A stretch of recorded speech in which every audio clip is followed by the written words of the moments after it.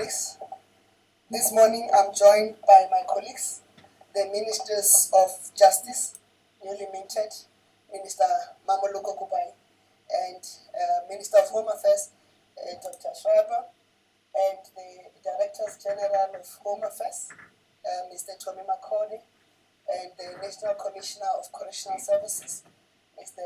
Sam Tubakale, and the Acting Director General of the GCIS. Yesterday, when we were doing a post-cabinet briefing, there was a matter we excluded intentionally because we needed to do further consultations. This matter is about the South African decision to deport Januz Walus to Poland following the Court decision of 2022. On the 10th of April 1994, convicted murderer Januz Walus assassinated Mr. Chris Hani, who was the General Secretary of the South African Communist Party, the Chief of Staff of the People's Army, Umkhonto weSizwe, a member of the National Executive Committee of the African National Congress, a husband and a father. At the time of Mr. Chris Hani's assassination, the negotiations for a free and equal South Africa had stalled, and his tragic death forced the negotiating parties to set a date for the first democratic general elections on the 27th April 1994. So every year that we celebrate Freedom Day as a country, we are in large part indebted to the death of Chris Hani. Mr. Walus was sentenced to death on the 15th of October 1993 for the assassination, and on 7th November 2000, his sentence was commuted to life imprisonment. Mr. Walus held dual citizenship, that of Poland and South Africa, from 1986 to 2017, when his South African citizenship was revoked, and now he holds only Polish citizenship. Several ministers of Correctional Services denied Walus' application for parole since 2011. On 21 November 2022, the Constitutional Court ordered that Januz Walus be placed on parole within 10 days of the date of the order, in line with the applicable legislation. At the time, the applicable legislation prescribed a parole period of 2 years. Then Januz Walus was subsequently placed on parole on the 7th of December 2022, and subject to parole conditions. Today, the 6th of December 2024, the parole period of Januz Walus has come to an end in line with the Constitutional Court decision. Since Januz Walus no longer holds any South African enabling documents, the Department of Home Affairs will be deporting him. This morning, the National Commissioner of Correctional Services will formally hand over Januz Walus to the Department of Home Affairs for deportation. The handover and deportation process is being overseen by the National Joint Operational and Intelligence Structures, commonly known as the Red Joints, following a cabinet briefing earlier this week. In preparation for this deportation, Cabinet assigned Deputy President Mr. Paul Mashatile, the Minister in the Presidency Khumbudzo Ntshavheni, Minister of Justice Ms. Mamoluko Kubai, and Minister of Home Affairs Dr. Schreiber to visit the family of the late Chris Hani to inform them of these developments. During this engagement, the government delegation received a request for an inquest from Mr. Hani's wife or widow and the South African Communist Party. The request will be referred to the Department of Justice and Correctional Services to process it. Thank you.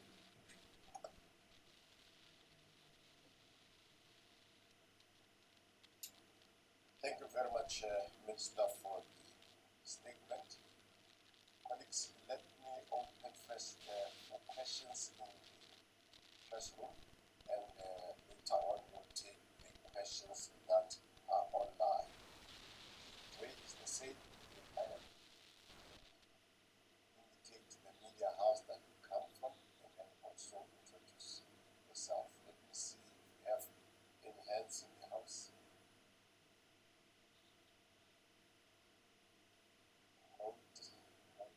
In that order, let me recognize the hands, please.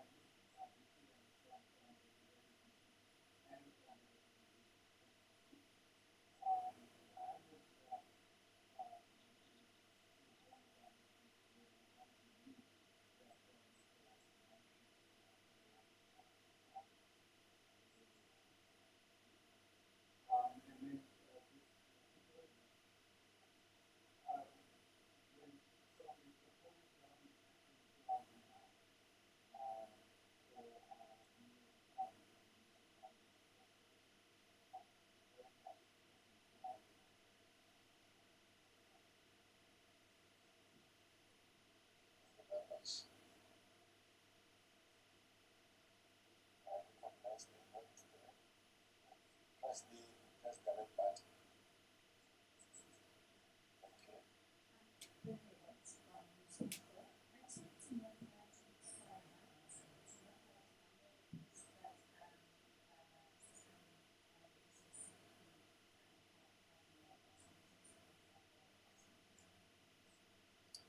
very much. Any other hand? I don't see any other hand. On that note, I will give over to Minister in the Presidency and she will acknowledge or respond to questions.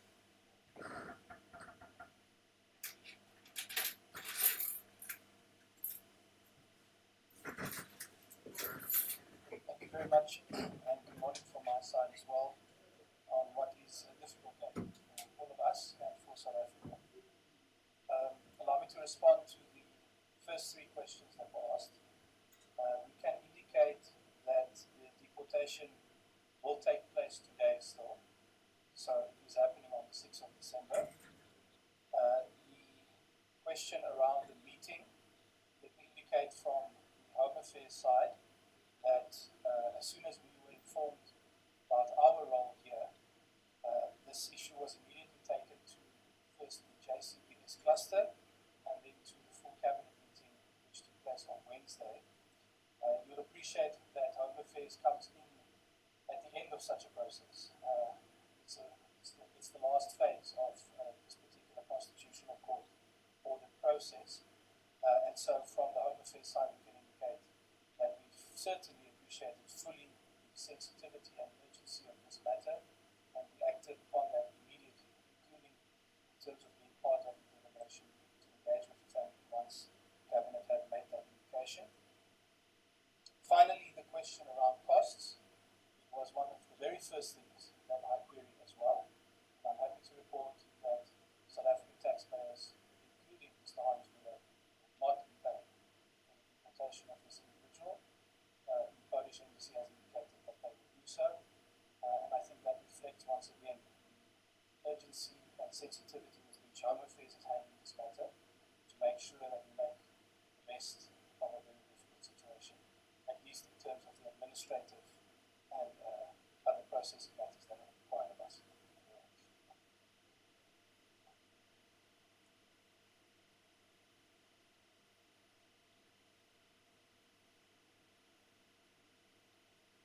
Thank you very much. Good morning, everyone. In relation to the request for an inquest, it has been made by both Mrs. Hani Ostimpo and together with SSCP.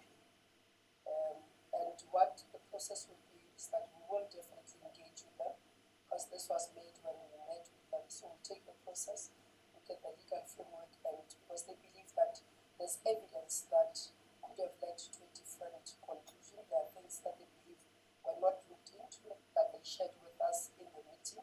So we will definitely have to take that up with the various bodies that are responsible for this work, and we will be in touch with the family together with the SSP in this regard. Thank you.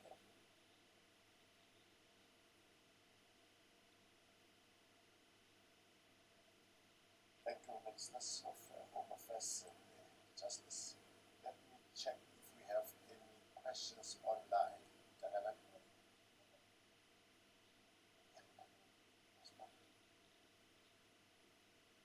we have any questions online?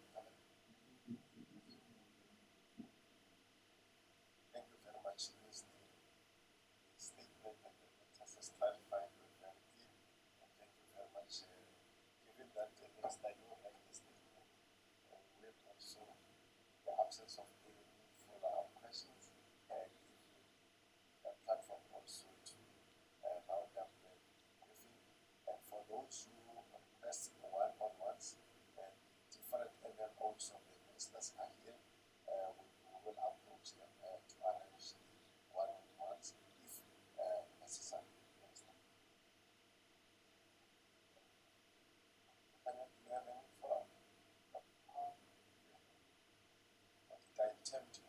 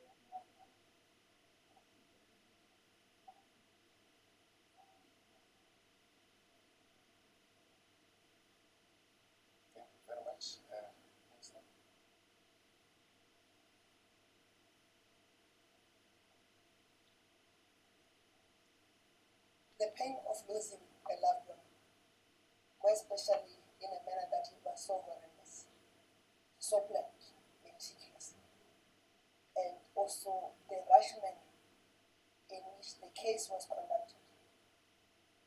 It's appalling at most. Mr. Walus was arrested. Hardly 2 months later, he was convicted in 1993 by the apartheid government. And why the request for an inquest is because there are many questions for the family and also for South Africans in general that remain unanswered. So as government, we appreciate the pain of Mme Pohan and her children, and also South Africans at large, and the Communist Party, and the Mass Democratic Movement at large. And it's for that reason that as cabinet, we decided, the president decided he's sending a delegation so that they do not read it in newspapers, they don't see it anymore. And it was not just a small delegation, it was a powerful delegation. But secondly, as we have indicated in the statement, since 2011, our ministers of justice and correctional services fought against the parole. But there is no appeal beyond the constitutional court. When a constitutional court has ordered, has taken a decision, made an order, that decision is final. So this is not a decision of the government. This is a decision of the constitutional court. And we are merely abiding by that decision. Because when we don't abide, we are going to say the government is truant. And it's also from that Concord decision that we learned. Because when the Concord prescribed even the parole period in terms of applicable legislation, which then became 2 years, a paltry 2 years. It's a sore point for us. But as government, we went back and said we need to change this. Lifers, their parole is for life. And that's because you learn as you go and you correct as you go. And that's the corrections we do. Because we understand that pain. Because for us, the life of South Africans matter, irrespective of their stature. But a hero for our struggle, a contributor to the democracy that we today enjoy and we forget that people lost their lives. His life will never be forgotten. So we share the pain of Ms. Hani, but we're going to continue to endeavor to make sure as we redress and we accept that the redress period has not been enough. That's why we have been opening inquests of Ntate Griffith Mqeke, Noctula Smelane, a number of inquests are continuing to be held so that we find closure and understand, but also so that we don't repeat the mistakes. If you recall on the cabinet statement of yesterday, we indicated that as we celebrate the Reconciliation Day, we are going to have an overview of what does the Truth and Reconciliation Commission work done. Because there's a sense in the country that we have forgiven our oppressors, but with no benefit to the oppressed. And we'll have to engage as a nation to say what must become the benefit of the oppressed. That's why the government of national unity has prioritized that we must have inclusive growth that creates jobs, so that our people do not continue to languish in poverty. This freedom is not about politics. This freedom must be about bread and butter and the ability to live comfortably in this land called South Africa. And I hope as we celebrate this December Reconciliation Month, we are all going to reflect on our role of building a just and equal South Africa and deal decisively with the scourges of racism that continues to rear their heads, and hope the court will also do the convictions that are concomitant to the crimes, so that the families that lose loved ones do not feel undone unjustly by the court decisions. And we hope the prosecutors, when the police have arrested, will do what is required and make sure those people are sent behind bars.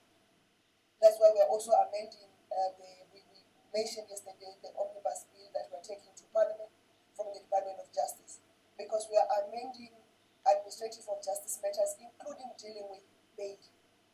Because a person can be given bail for raping a child in this country. So we want to make sure the life of South Africans matters. So this reconciliation month of December, as we celebrate our 30th of freedom and democracy, we must reflect on how we build a free, fair and equal South Africa and how all of us play our part. Thank you. You must have a lovely weekend for them. Thank you.